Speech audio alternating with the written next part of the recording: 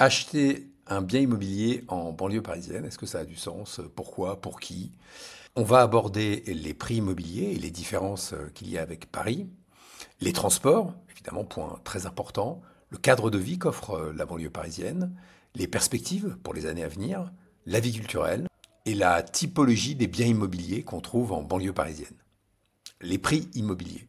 La grande différence qu'il y a entre Paris et les villes en dehors de Paris, fort sympathique d'ailleurs, c'est en premier lieu les prix. On a des prix qui vont se situer entre -20 et -50% dès qu'on est en première ou deuxième couronne de Paris. Donc des différences très importantes qui vont vous permettre soit d'acheter des biens plus grands, soit d'acheter des extérieurs. En fait, donc d'acquérir des biens immobiliers avec un pouvoir d'achat nettement plus grand comparé à la qualité que vous pourriez avoir sur un appartement parisien. Intéressons-nous maintenant au transport.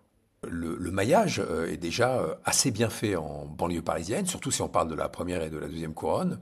En première couronne, on a plus de 90% des villes qui sont reliées par le métro euh, à Paris ou par le RER.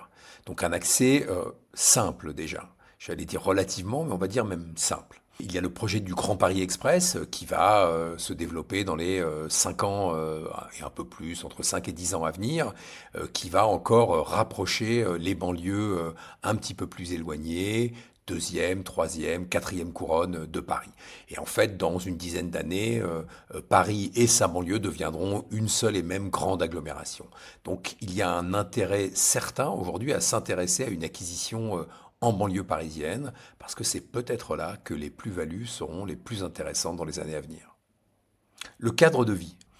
En banlieue parisienne, on a un tissu urbain qui est beaucoup moins dense, donc plus d'espace. On le retrouve dans les rues, on le retrouve dans des espaces verts beaucoup plus importants, des forêts. On peut prendre par exemple la forêt de Meudon, on peut prendre le canal de l'Ourcq. Il y a énormément autour de Paris de lieux où on peut se promener, se détendre. Les centres-villes sont très agréables, sympathiques. Ils ont un petit côté provincial, mais agréable. Une vie peut-être un petit peu plus village, où les gens vont se connaître. Il y aura plus d'échanges. Une vie plus paisible. Évidemment, on n'aura pas la qualité architecturale de Paris et la densité d'offres en restaurants, bars, commerces. Mais si vous êtes dans le centre de Suresnes, de Sèvres, de Meudon, de Montreuil, dans ces centres-villes, vous avez les commerces, les restaurants, les endroits extrêmement sympathiques à fréquenter, mais ils vous offriront une qualité de vie très importante. Un aspect très agréable des villes autour de Paris, le calme. Il est incomparable avec ce que l'on trouve à Paris. Il y aura beaucoup d'endroits où vous pourrez trouver des maisons et des appartements qui seront situés dans des zones vraiment très calmes. Les centres-villes des banlieues parisiennes, première, deuxième couronne, toujours, offrent quasiment toutes des transports assez directs pour aller sur Paris. Mais il ne faut pas aussi oublier la possibilité de travailler en dehors de Paris. Beaucoup d'entreprises, et notamment de grandes entreprises, se sont installées hors de Paris, attirées par des loyers beaucoup plus intéressants et la possibilité d'obtenir des bureaux avec des rapports qualité-prix bien meilleurs que sur Paris.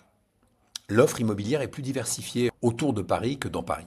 On va y trouver beaucoup de maisons, des appartements, alors moins d'appartements évidemment anciens 18e, 19e siècle, mais des appartements plus récents qui vont offrir des cadres de vie un peu plus en phase avec nos vies actuelles, des extérieurs, des terrasses, beaucoup plus faciles à trouver.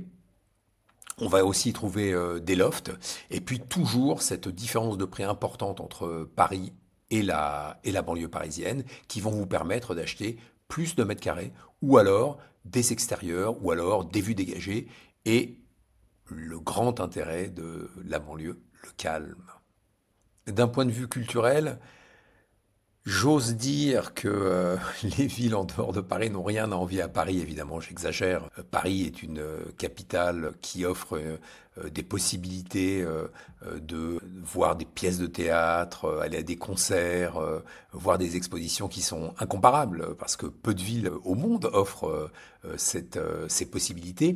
Mais les villes en dehors de Paris possèdent notamment des scènes de théâtre national extrêmement importantes. Il y a des musées, par exemple, je prends le Macval à Ivry, la scène musicale à Boulogne. Et de nombreuses villes proposent leurs propres festivals, des activités culturelles intéressantes. Je prends par exemple, moi je suis vendéen, on a un festival qui s'appelle Ardenté, qui est un festival hyper créatif de danse et de théâtre contemporain dans notre chère petite ville de Vanves. Pour conclure avec les villes en dehors de Paris, en tant que chasseur immobilier, j'accompagne régulièrement des acheteurs qui souhaitent aller directement en banlieue parisienne, mais aussi certains acquéreurs qui ont des budgets qui sont un peu justes par rapport à ce qu'ils visent à Paris. Et je leur propose l'option de passer le périphérique. Et certains acceptent, on regarde les villes et ce qu'ils peuvent obtenir dans ces villes en dehors de Paris. Et très souvent, en fait, ils sont surpris, souvent très agréablement, de la différence et de la qualité de vie supplémentaire qu'ils pourront obtenir en sortant de Paris. Alors attention, je ne suis pas en train de dire que Paris n'offre pas une qualité de vie exceptionnelle, parce que c'est une ville exceptionnelle. Mais pour certains budgets ou pour des personnes qui ont besoin de rechercher un cadre de vie plus calme et plus tranquille, c'est une option vraiment très intéressante.